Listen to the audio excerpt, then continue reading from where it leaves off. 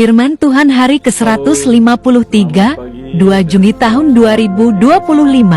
Kitab Roma pasal 11 ayat 33, Perikop, pujian kepada Allah. Tanggal 2 Juni 2025. Diambil dari kitab Roma pasal 11 ayat 33. Pujian kepada Allah. Itulah perikop. Sebagai nats, oh alangkah dalamnya kekayaan, hikmat, dan pengetahuan Allah. Sungguh tak terselidiki keputusan-keputusannya, dan sungguh tak terselami jalan-jalannya. Bahasa Indonesia sehari-hari dikatakan demikian. Sungguh hebat kekayaan Allah, sungguh besar kebijaksanaan dan pengetahuannya. Siapakah yang dapat menyelidiki keputusan-keputusannya? Siapakah yang dapat mengenali cara-cara Ia bekerja? Jadi, siapakah yang dapat mengenali cara-caranya Ia bekerja? Kemudian bahasa Batak Tuba Siganupari di dok songonon. Godang nai hamoraon ni debata, bagas nai habisuhonna, dohot hamoraon, ise manaboi patorakon, akka haputusanna. Itulah firman Tuhan hari ini. Dan pada awal bulan ini kita masuk dalam topik bulan Juni, yaitu dikatakan bahwa kehidupan baru dalam Roh Kudus di bawah kekuasaan Tuhan dan kemenangan Yesus. Itulah ayat bulanan topik pada bulan Juni. Dan topik ini dijabarkan dalam 2 Korintus pasal 5 ayat 17. Demikian bunyinya. Jadi siapa yang ada di dalam Kristus, ia adalah ciptaan baru. Yang lama sudah berlalu, sesungguhnya yang baru sudah datang. Itulah penjabaran daripada topik kehidupan baru dalam Roh Kudus di bawah kekuasaan Tuhan dan kemenangan Yesus. Apa makna dari perikop ini? Kehidupan baru di dalam Yesus. Maknanya adalah transformasi hidup yang dialami orang percaya. Jadi apabila sudah percaya, terjadilah transformasi hidup, yaitu habis gelap terbitlah terang. Jadi tadinya dalam kegelapan, sekarang menjadi terang. Dan semua orang menjadi ciptaan baru di dalam Yesus Kristus. Jadi habis gelap terbitlah terang. Semua orang menjadi ciptaan baru di dalam Yesus Kristus. Kemudian apa pesan moral daripada perikop ini? Pesan moralnya adalah kita diajarkan bahwa ketika seseorang menerima Kristus sebagai juru selamat, ia mengalami pembaruan dan diperbaharui dalam segala hal.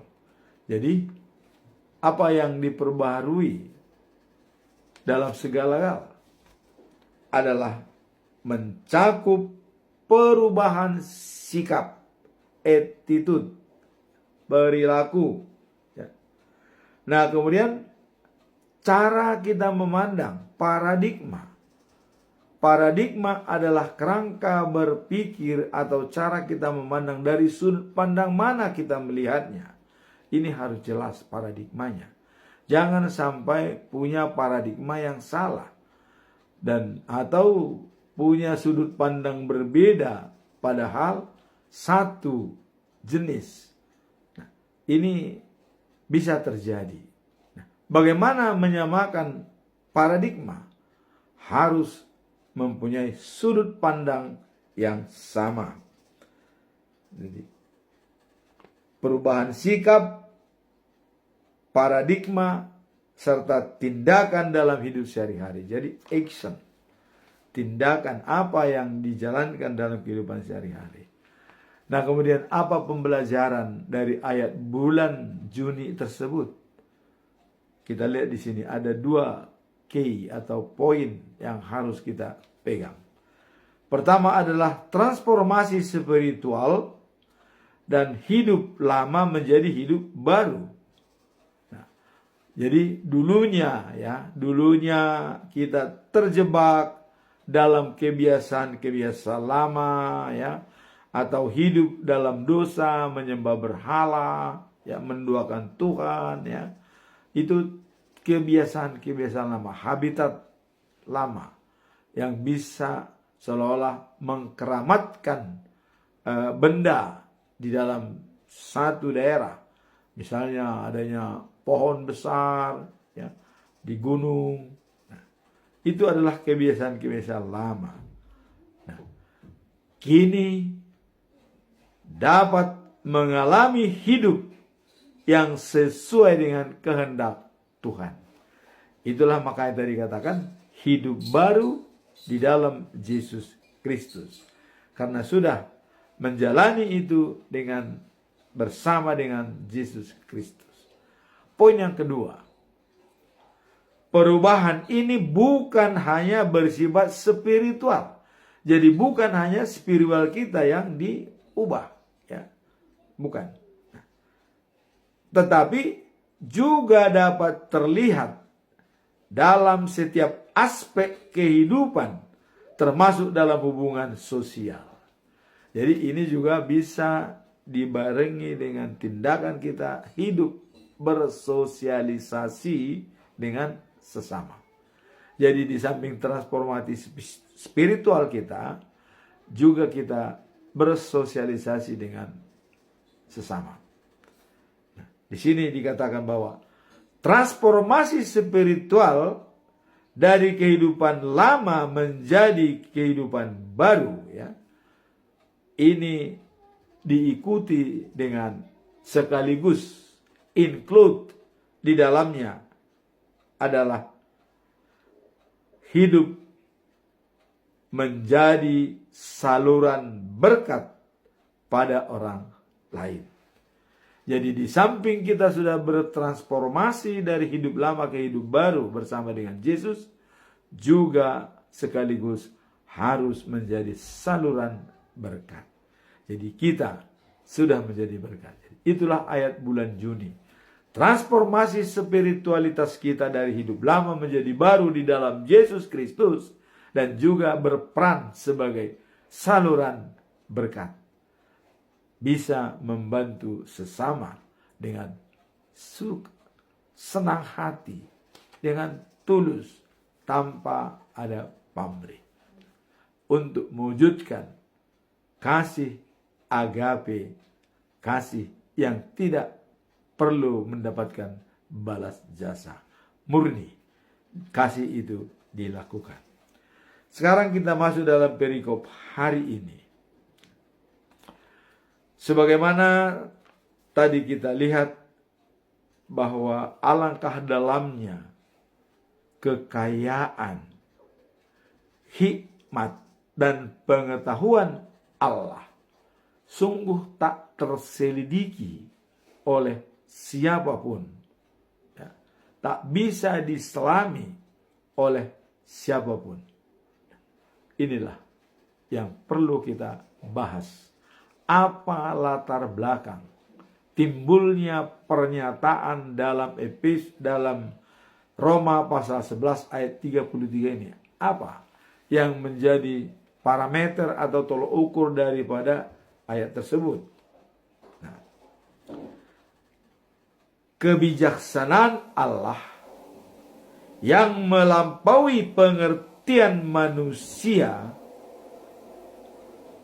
Ayat ini menggambarkan betapa sulitnya kita memahami semua jalan dan rencana Allah yang sering berada di luar akal budi kita. Sering yang tidak kita duga ternyata itu terjadi.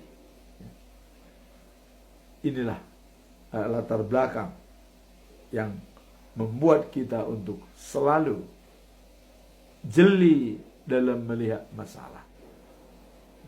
Dalam konteks Roma pasal 11 secara keseluruhan, ya, Paulus berbicara tentang, ya, kemuliaan dan keselamatan yang melibatkan bangsa Israel dan bangsa-bangsa lain, ya, serta kasih karunia Allah yang mencakup semua umat. Artinya, kasih karunia Allah itu tidak terbatas hanya pada bangsa Yahudi, tapi semua orang.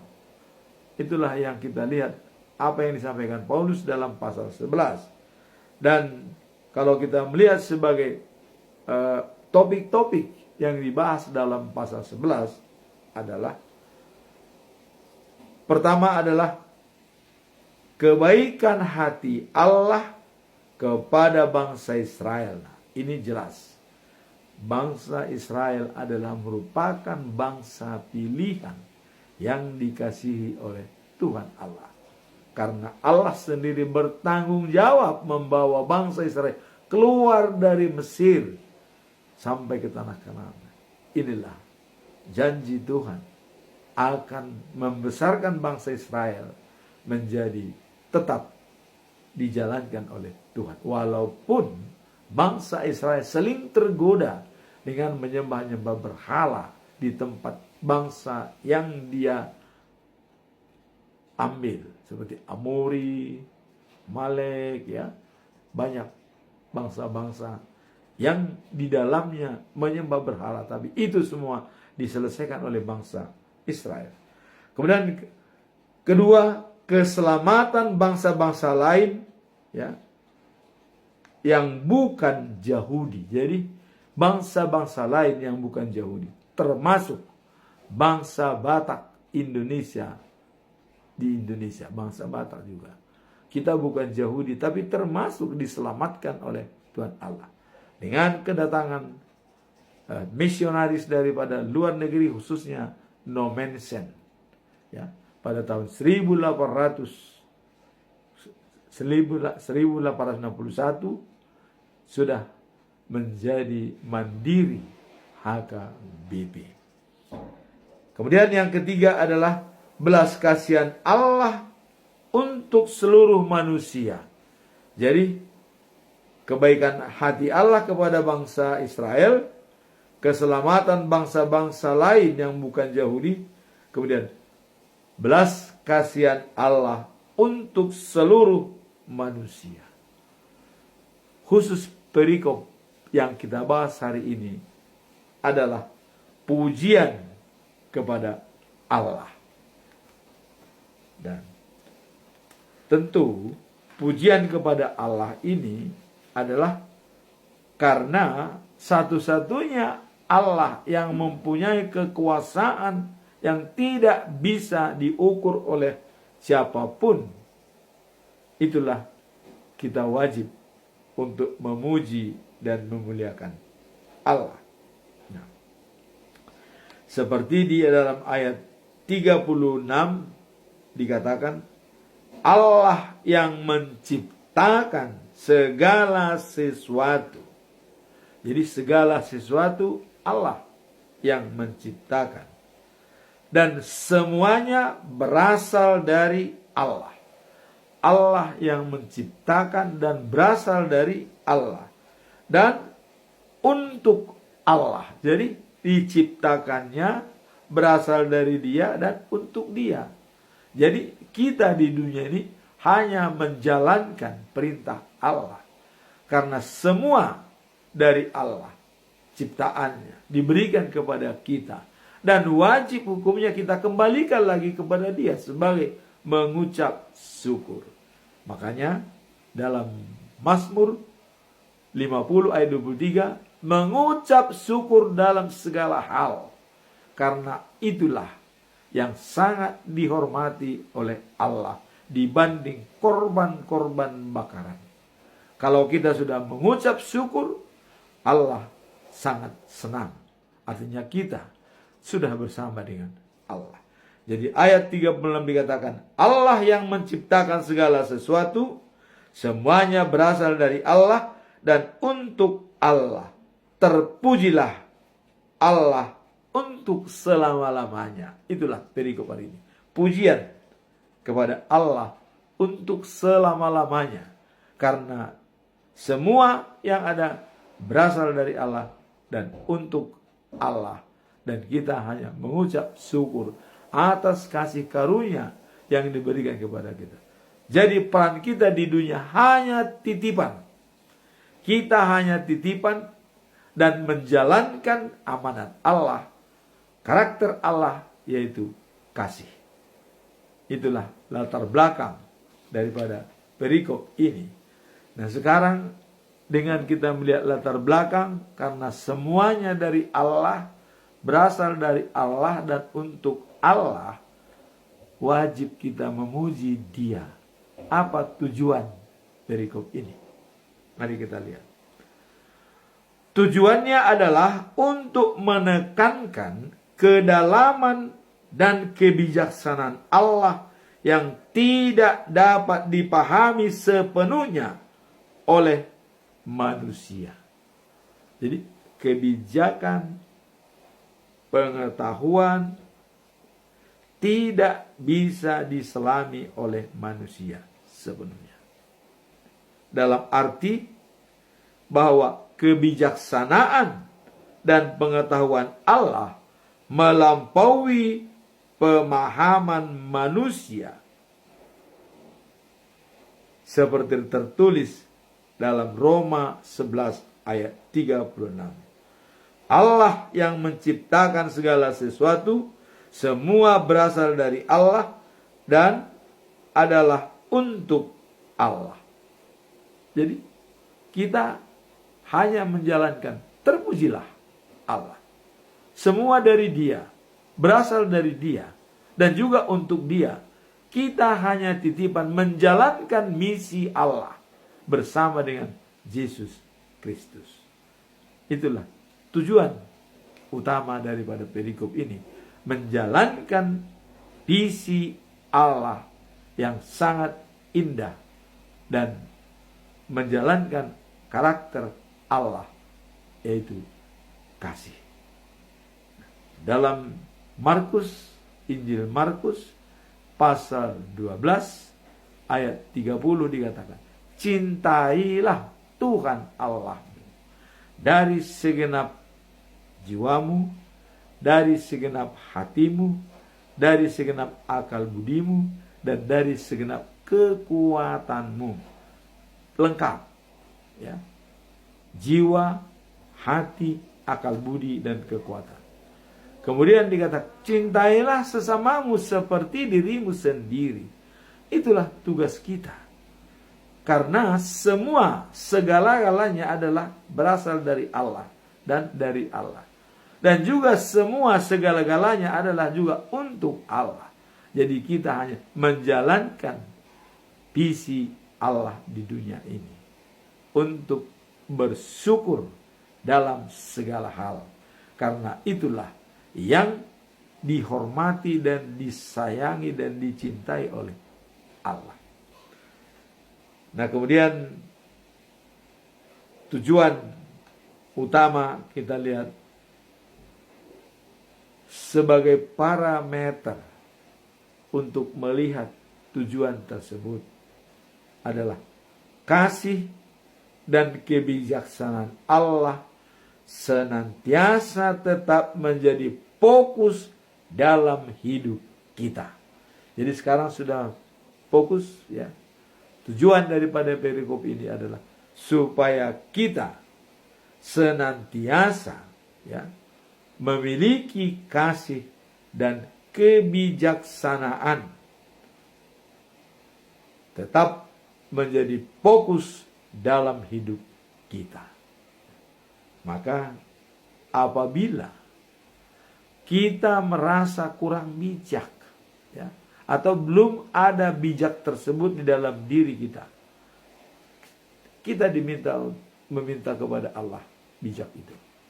Kita dapat memintanya kebijaksanaan dari Allah dan akan diberikan dengan baik. Seperti tertulis dalam Yakobus pasal 1 ayat 5 dikatakan begini. Ya. Bila kita kekurangan hikmat, mintalah kepada Allah, ya, Allah akan memberikan kepada semua orang dengan murah hati. Wah, ini sebutnya murah hati. Dan contoh yang menerima bijak itu siapa? Raja Salomo. Allah menawarkan, apa yang kau minta, mintalah Salomo. Tapi Raja Salomo tidak meminta harta, tidak meminta segalanya, tapi minta kebijaksanaan supaya bisa memimpin bangsa Israel dengan adil dan bijak. Tuhan mengabulkan. Kau meminta bijak, tapi kau tidak meminta harta, maka semua saya berikan komplit kepadamu, harta dan kebijaksanaan. Itulah tujuan daripada perikop ini, agar kita dapat memahami kebijaksanaan Allah dalam tindakan dan juga perilaku kita sehari-hari. Bagaimana kita melihat karakter Allah. Karakter Allah adalah kasih. Itulah wajib hukumnya kita menjalankan kasih kepada semua orang. Sekarang apa pesan moral daripada perikop ini? Kita tadi sudah melihat latar belakang dan tujuan. Sekarang pesan moralnya yang perlu kita selami secara mendalam dalam perikop ini, yaitu pentingnya mengaku keterbatasan kita sebagai manusia dan mengandalkan kebijaksanaan Allah dalam setiap aspek kehidupan. Jadi kita harus sadar sesadarnya sebagai manusia adalah terbatas pengetahuan dan kebijaksanaan. Maka untuk itulah kita diminta untuk selalu mengandalkan Tuhan dalam setiap tingkah laku apapun yang kita lakukan. Nah, kemudian betapa dalamnya kekayaan, hikmat dan pengetahuan Allah. Bagaimana kita bisa menggali hikmat dan kekayaan dan kemuliaan Allah. Sinilah cara satu-satunya adalah bersekutu dengan Tuhan, berkomunikasi dengan Tuhan setiap hari. Maka kalau Stephen Covey mengatakan kita harus say hello kepada 4 ruang dalam hidup ini. Ruang pertama adalah spiritual capital. Kita bersekutu dengan Tuhan. Ruang kedua adalah physical capital. Sehat, kesehatan, olahraga, Itu ruang kedua. Dan ruang ketiga adalah intellectual capital.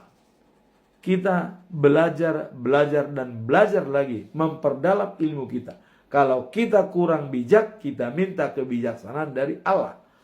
Yakobus pasal 1 ayat 5 itu jelas dikatakan.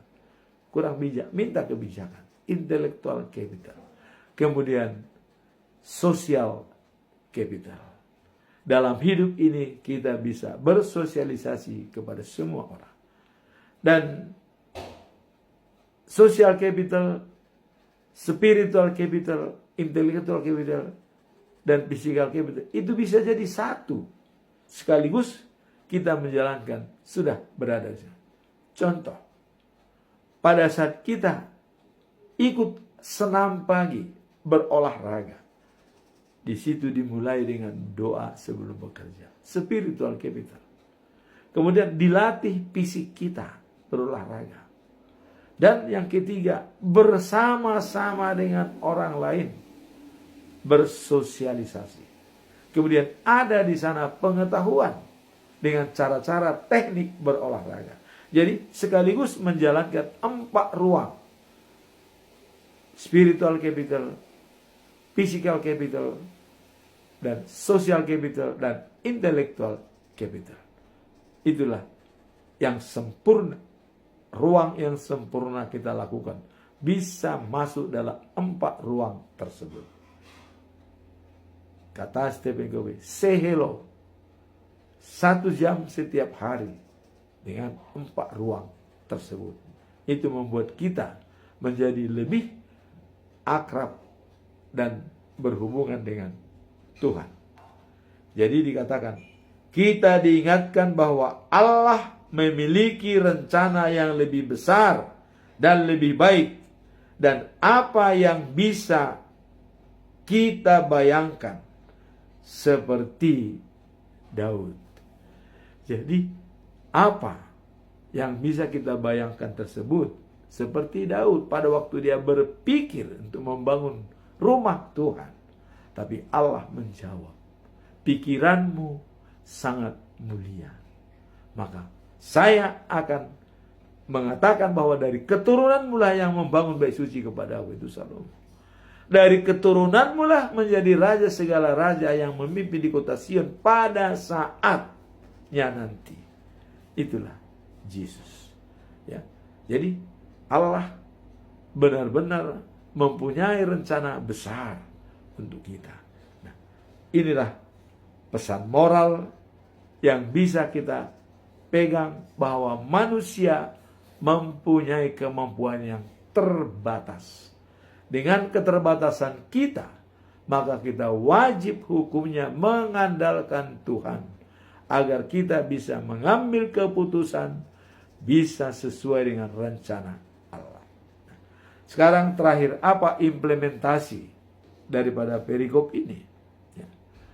Implementasi daripada Roma pasal 11 ayat 33 dengan melihat kekayaan, pengetahuan dan kebijaksanaan Allah yang tak terbatas, yang tidak bisa diselami oleh manusia.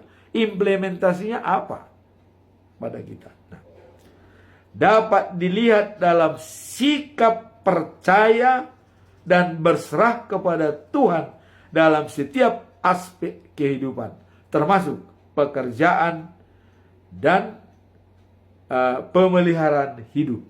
Jadi pemeliharaan hidup, pekerjaan itu sudah mencakup di dalamnya. Implementasi, tindakan implementasi dalam hidup kita. Nah, kita diajak untuk membuat paradigma yang baru, meskipun ada banyak hal dalam hidup yang mungkin tampak rumit atau tak terjawab kita dalam situasi menghadapinya. Kita harus tetap dapat mempercayainya, kebijaksanaan dan rencana yang tulus. Jadi mempercayai kebijaksanaan dan rencana Tuhan. Jadi dalam situasi yang mungkin tidak bisa kita bayangkan, disitulah kita menjadi mempercayai kebijaksanaan dan rencana Tuhan.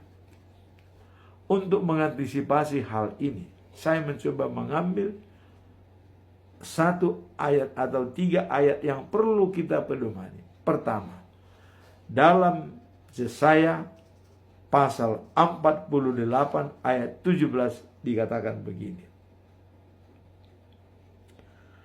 Kata Allah Kudus Israel, penyelamatmu. Jadi Allah Kudusnya Israel, penyelamatmu. Dikatakan begini.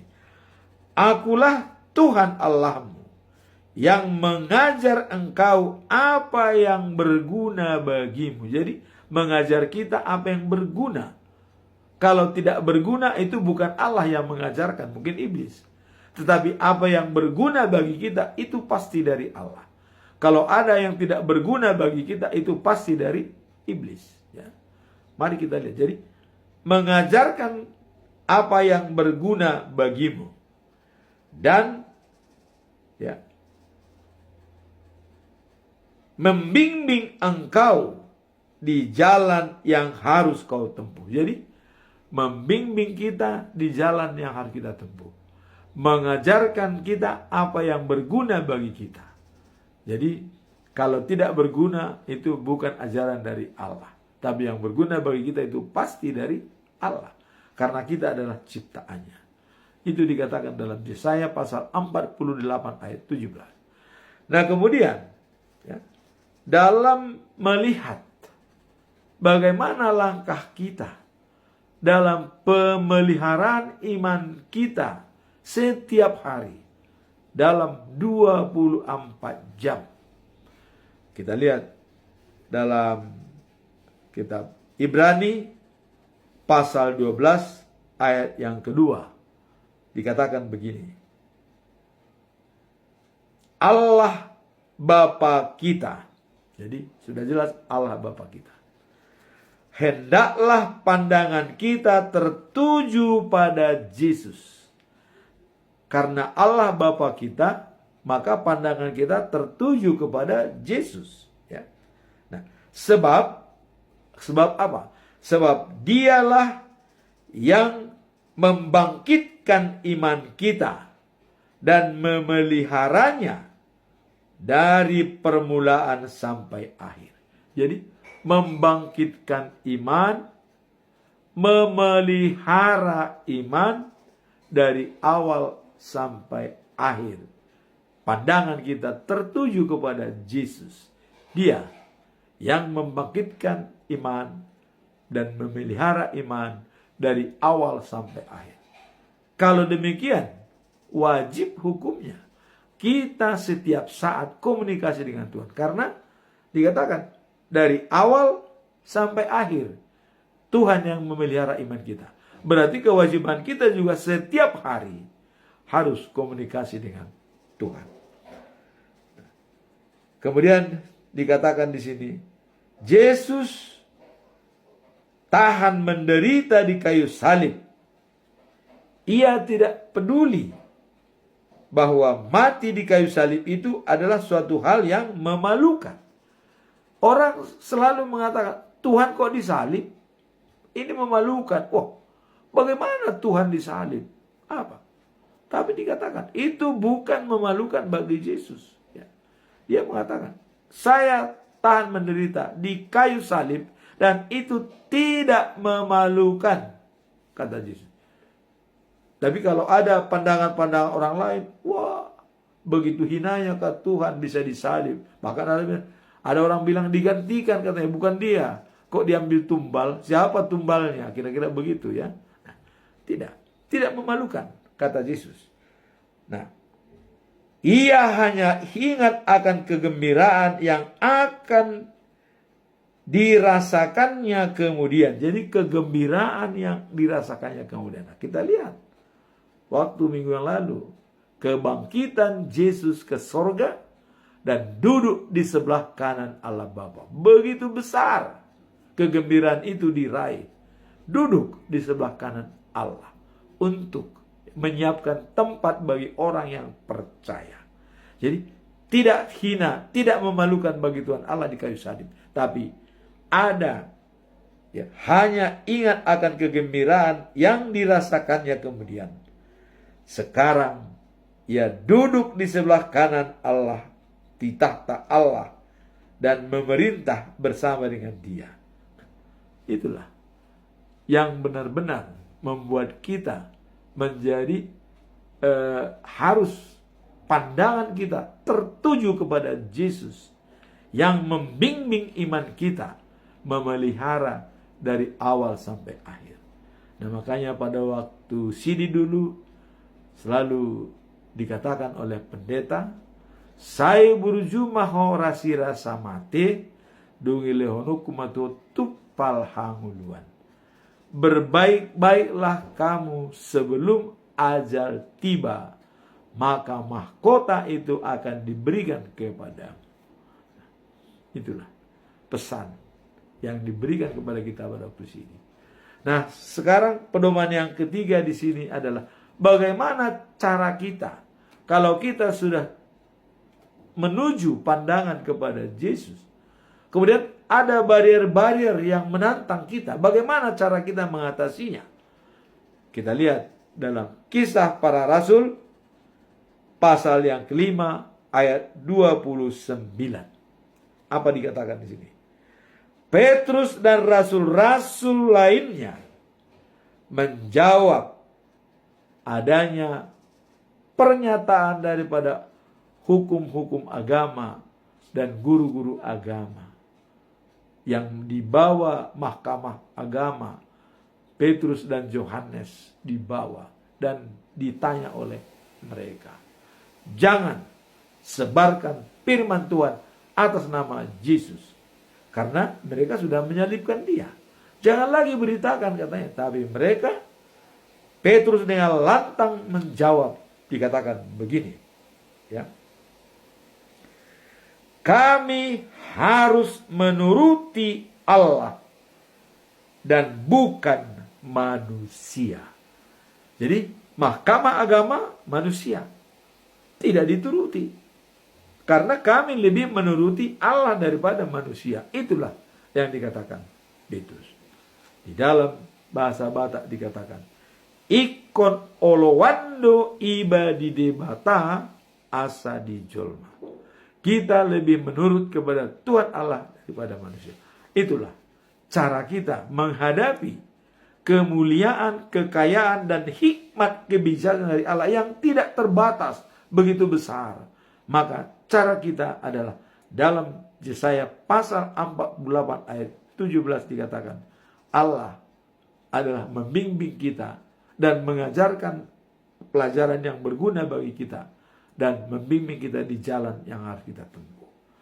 Nah, kemudian pandangan kita dalam Ibrani pasal 12 ayat 2. Pandangan kita harus tertuju kepada Yesus sebagai pembimbing, pemelihara iman kita dari awal sampai akhir. Nah, kemudian yang ketiga, Kisah Para Rasul 5 ayat 29. Kita harus lebih menurut kepada Allah daripada manusia. Itulah firman Tuhan pada hari ini. Melihat kekayaan Allah dan kebijaksanaan Allah dan pengetahuan dari Allah yang tidak terbatas, kita harus menyikapi hal ini dan mengandalkan Tuhan sebagai way of life dalam hidup kita. Maka kita tetap fokus life after life, the new of Jerusalem. Amin. Tuhan memberkati.